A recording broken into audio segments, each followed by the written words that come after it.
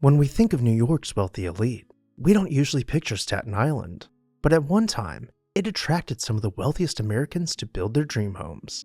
Hi everyone, Ken here. Welcome to this house. In 1838, Anson Phelps Stokes was born into incredible wealth, the likes of which the New World was just beginning to recognize as a possibility.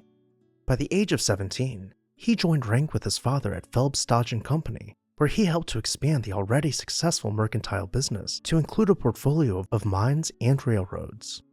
Even though he was already from one of the wealthiest families to ever emerge in the United States, he sought to exponentially multiply his fortune by founding his own silver mine and opening his own bank.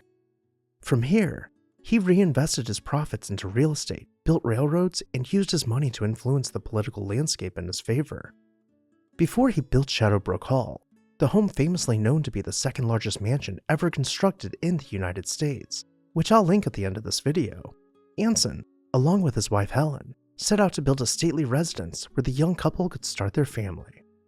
In 1868, he purchased one of, if not the largest house on New York's Staten Island, and wasted no time renovating it to his liking. Looking in, the towering abode stood high upon a hill above the neighborhood of modest family homes which surrounded it.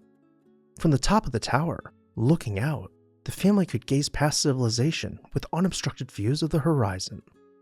As we wind around the stone block and wrought iron fence, we will eventually find the main gate, offering only a glimpse of the house hidden behind layers of ornate gardens. Upon our arrival at the estate, the guard would make his way from the entrance lodge to open the gate for us. From here we will begin making our oblique approach, following the curves of the gravel drive.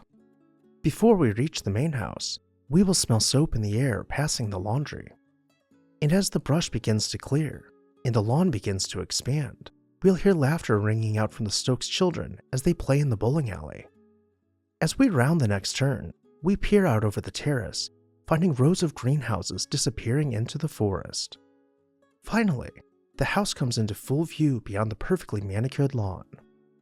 The drive takes us below a canopy of trees once more, giving us a chance to see the house sculpturally as we realize for the first time just how massive it truly is. Let's dismount from our horse and buggy below the porte cochere as Anson's staff swing open the door to greet us. We are welcomed into the entrance hall with 14-foot ceilings soaring overhead. While we wait for our tour to begin, we have plenty of family portraits and European antiques to look at. The first parlor we are shown boasts an extensive art collection with overstuffed chairs arranged conversationally about the marble fireplace. Peeling back the curtains, we make our way into a much cozier parlor, decorated with heavily patterned items nearly blocking out the silk wallpaper. The dining room, with its faux marble walls, is staged with 4 seats, though the table could be extended to sit 16 guests. Our next stop is the 2-story library, appearing in nearly perfect symmetry with a large desk centered on a fireplace flanked by bookcases. As we rotate about the desk, natural light pours in through 2 sides of the room, and if we look closely, we can see the perimeter of the catwalk above the desk hiding a second floor of bookshelves just out of sight. Going upstairs, and unlike many couples of the time, Anson and his wife Helen shared the same bed in their suite. Helen's dressing room was nearly the same size as their bedroom, though most of the space was used not for clothing, but as a place to house more furniture and decor items. Nearby, we will find the nursery overflowing with any toy a Victorian-era child could have wished for.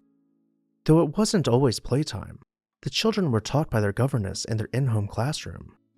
Anson and Helen had created the perfect environment in which to raise their family.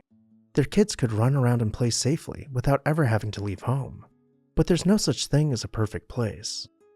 As the years went by, Staten Island quickly shifted from a remote suburb where nothing ever happened to a place where women did not feel safe walking around after dark. As the middle-class families began moving out of the neighborhood, Mrs. Stokes felt less and less comfortable being one of the wealthiest households in the nation and surrounded by poverty. The Stokes sold their house and went on to build many grand mansions, including the second largest house to have ever been constructed in the US. I'll link that video at the end of this one if you would like to see it. But for now, that's where our story will pause. Which room is your favorite? Or maybe you like the grounds more? Either way, let me know down below in the comments section. And while you're there, make sure to hit that subscribe button so you never miss an exciting episode of This House.